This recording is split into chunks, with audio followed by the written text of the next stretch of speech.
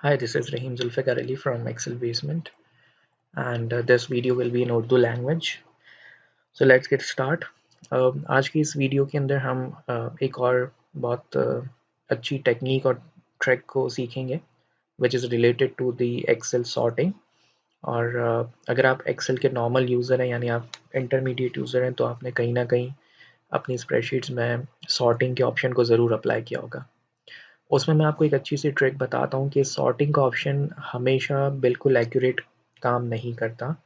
Sorting आपने apply की होगी फॉर एग्जांपल अगर अल्फ़ाबेटिकल आपके पास लिस्ट है तो आपने ए टू जेड से या जेड टू ए सॉर्टिंग की होगी, या फिर अगर आपके पास नंबर्स की कोई लिस्ट है तो आपने स्मॉलेस्ट टू लार्जेस्ट या लार्जेस्ट टू स्मॉलेस्ट असेंडिंग और डिसेंडिंग के कॉन्सेप्ट के ऊपर चीज़ों को सॉर्ट किया होगा, कॉलम्स को सॉर्ट किया होगा। ठीक है, फिर हमारे पास डिफरेंट सॉर्टिंग होती है, एक होती है टॉप टू बॉटम और फिर होती है सॉर्टिंग लेफ्ट टू राइट। लेकिन आज जो सॉर्टिंग की मैं बात कर रहा हूँ वो एम्प्लॉय नंबर की सॉर्टिंग के कॉलम की हम बात करेंगे, जिसमें हमारे पास मिक्स्ड टेक्स्ट स्ट्रिंग मौजूद है। यानी जो टेक्स्ट स्ट्रिंग मौजूद है जिस कॉलम को हम सॉर्ट करेंगे उसमें अल्फ़ाबेट्स भी है, नंबर्स भी हैं। तो हम ये देखेंगे कि क्या सॉर्टिंग का ऑप्शन वन गो के अंदर सही से सॉर्टिंग करता है या फिर कोई और अल्टरनेट मेथड मौजूद है। ठीक है, तो मैं बहुत ज़्यादा बेसिक सॉर्टिंग की बात नहीं करूँगा। बेसिक सॉर्टिंग हम सबको पता है कि होम टैब के अंदर आपके पास सॉर्ट एंड फिल्टर का ऑप्शन होता है, जहाँ पर आप ए टू जेड या जेड टू ए की सॉर्टिंग करते हैं, या कस्टम सॉर्टिंग में जाकर आप एक जब आपको एक कॉलम से ज़्यादा कॉलम मल्टीपल कॉलम्स पे सॉर्टिंग अप्लाई करनी होती है तो आप लेवल्स को भी ऐड कर सकते हैं। ठीक है, तो लेट्स से कि मेरे पास जो एग्जांपल मैं इस वीडियो में कवर कर रहा हूँ वो ये है कि आपके पास एम्प्लॉय नंबर वाइज मुझे जो है ना वो सॉर्टिंग करनी है। और उसमें अगर आप एम्प्लॉय नंबर्स की सीक्वेंस को अगर देखें तो मेरे पास सबसे पहले एम्प्लॉय नंबर है P11-14, फिर इसके बाद P12-15, P14-16 and so on, ये लिस्ट चल रही है। तो जब मैं इस डेटा को रीड करता हूँ इस एम्प्लॉय नंबर के कॉलम को, तो एक रॉ नंबर 20 के ऊपर एक मेरे पास एम्प्लॉय नंबर है P5-25। तो जब मैं इसको सॉर्ट करूँगा कि जी असेंडिंग टू डिसेंडिंग के ऑर्डर में, यानी smallest to largest employ number के ऑर्डर में, जो सबसे कम एम्प्लॉय नंबर होगा वो पहले आएगा, जिसका नंबर सबसे कम होगा उसके बाद हाईएस्ट वैल्यूज़ जाएंगी। तो उसमें अगर इस लॉजिक की बात करें, जो शेन लुइस हैं जो बिजनेस मैनेजर हैं, जो रॉ नंबर 20 पे एम्प्लॉय नंबर आपको नज़र आ रहा है P5-25, तो सॉर्टिंग करते वक्त ये सबसे ऊपर आ जाना चाहिए। ठीक है, इसी तरह से हमारे पास दो और एम्प्लॉय नंबर्स हैं जिसकी सीरियल नंबर है P42-16 और फिर है P42-5। तो जब हम सॉर्टिंग करेंगे तो हमें P42-5 पहले चाहिए होगा और डेफिनेटली P42-16 बाद में चाहिए होगा। तो ये इस तरह की सॉर्टिंग है। आई होप आप एग्जांपल आपको क्लियर हो गई होगी। ठीक है, सो लेट्स सपोज कि मैं इस पूरे डेटा को एंटायर डेटा को सेलेक्ट करता हूँ। होम टैब में जाने के बाद मैं सॉर्ट एंड फिल्टर के ऑप्शन को अप्लाई करता हूँ, यानी मैं उसको ओपन करता हूँ उस लिस्ट को और कस्टम सॉर्ट पे क्लिक कर देता हूँ। मुझे जो सॉर्टिंग करनी है डेफिनेटली वो जो बेस कॉलम है वो है एम्प्लॉय नंबर। ठीक है, और यहाँ पर मेरे पास दो ऑर्डर्स आ रहे हैं, एक ए टू जेड और एक Z to A. So for example अगर मैं ए टू जेड पे क्लिक करके ओके करता हूँ तो मेरे पास सॉर्टिंग क्या ठीक हुई होगी? अगेन मैं देखूँ तो नहीं, सॉर्टिंग यहाँ पर ठीक नहीं हुई है।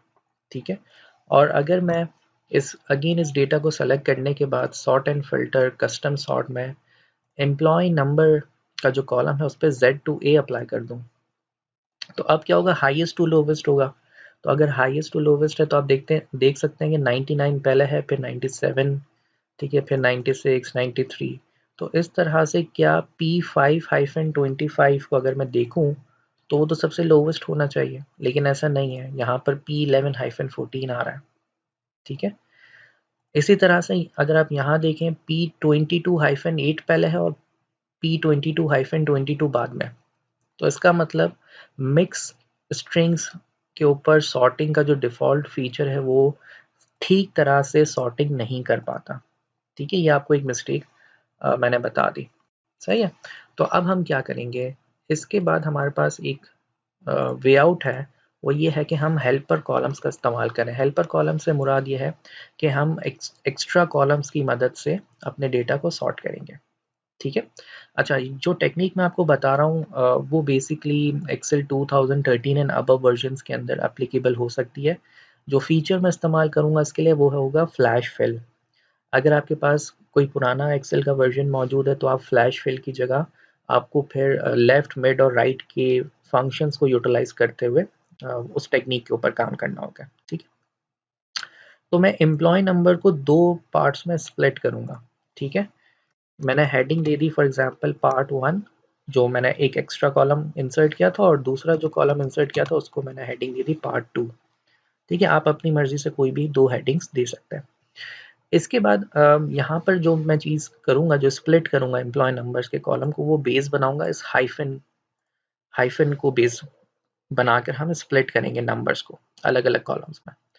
तो ये जो हाइफन या डैश आपको नज़र आ रहा है, इसके बाद के जो नंबर्स हैं वो हम इस पार्ट टू वाले कॉलम्स में लेकर आएंगे, और हाइफन से जो पहले जो नंबर्स हैं वो हम पार्ट वन के कॉलम में लेकर आएंगे। ठीक है।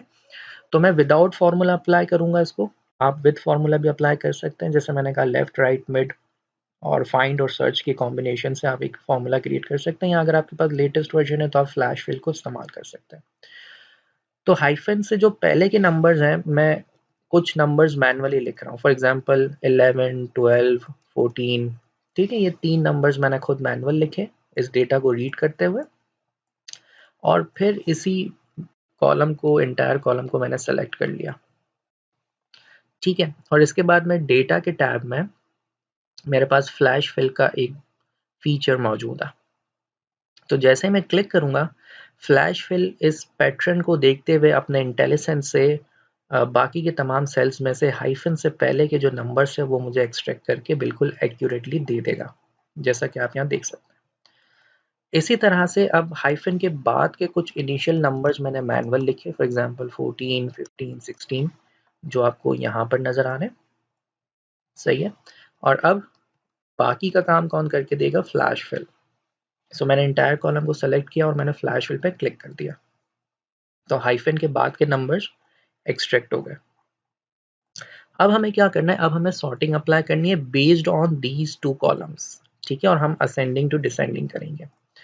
सो अगेन मैंने इंटायर डेटा को सेलेक्ट किया, home tab, sort and filter, custom sorting, और अब हम सबसे पहले जो कॉलम हमने अपने एडिशनल कैलकुलेशंस के लिए बनाया था ताकि हमारी सॉर्टिंग बिल्कुल ठीक से हो, तो उसमें हम सबसे पहले पार्ट वन वाला जो कॉलम है उसको हम रखेंगे स्मॉलेस्ट टू लार्जेस्ट।